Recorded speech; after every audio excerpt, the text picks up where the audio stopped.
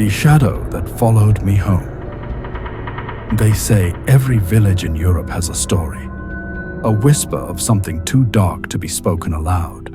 A curse, a warning, a tale parents tell their children by the hearth to keep them indoors after sundown. I never believed those stories. Not until that night. Not until I realized some shadows aren't tied to walls. Some shadows follow you home. My name is Elias Marceau. I was a historian, a skeptic, and this is the story of how I lost everything. I had traveled to Alsace in the east of France, a quiet village pressed against the border, where the Rhine River carries centuries of blood and folklore alike. I was researching forgotten ruins, an abandoned monastery perched on the cliffs. The villagers told me not to go. The monks were cursed, they muttered. They bound something inside those stones. I laughed it off. I had walked through countless ruins before, but that monastery, it was different.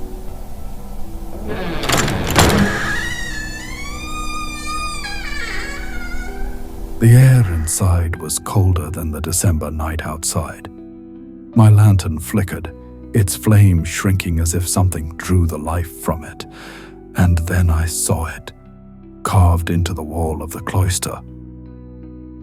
A man, kneeling, his arms stretched wide, and behind him, an enormous shadow, looming taller than the building itself. But no matter where I stood, the shadow's eyes seemed fixed on me. I thought I was alone.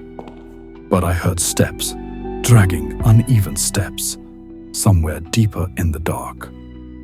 I called out, no answer, only the faint rasp of breath.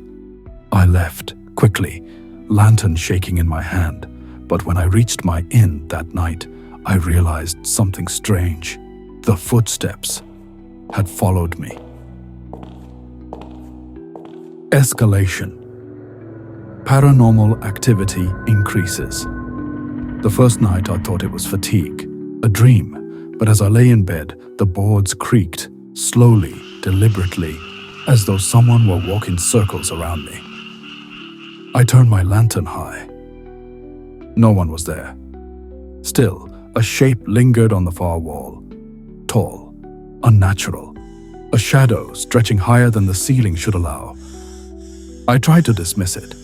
I shut my eyes, but when I opened them,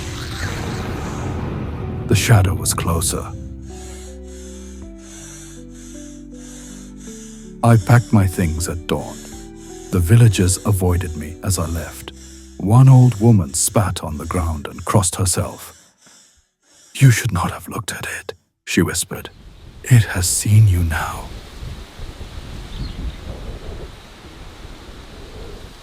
On the train home, I swore I felt it.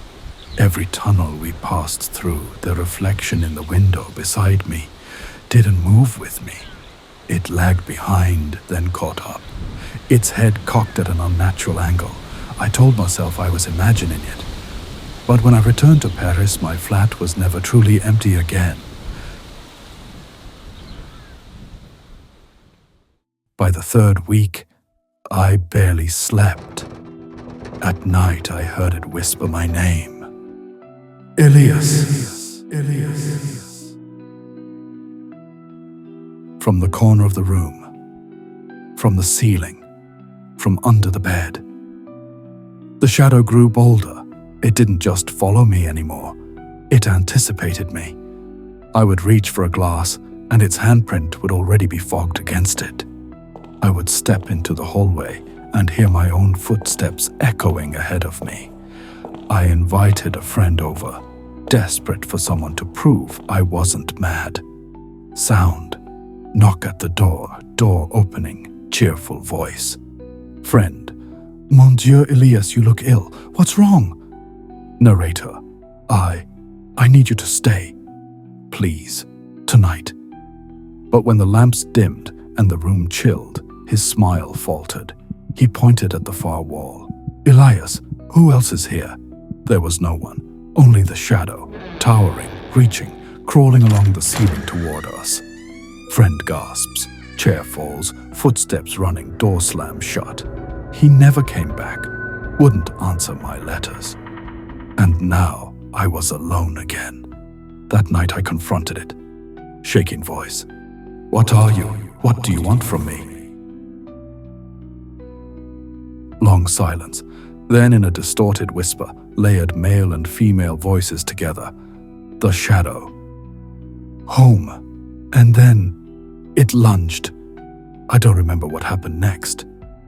I woke up on the floor, hours later, the walls blackened with soot, my lantern shattered. But the shadow was gone. For days, I thought I was free until I noticed my own shadow didn't match me anymore. It lingers when I move. It bends when I don't.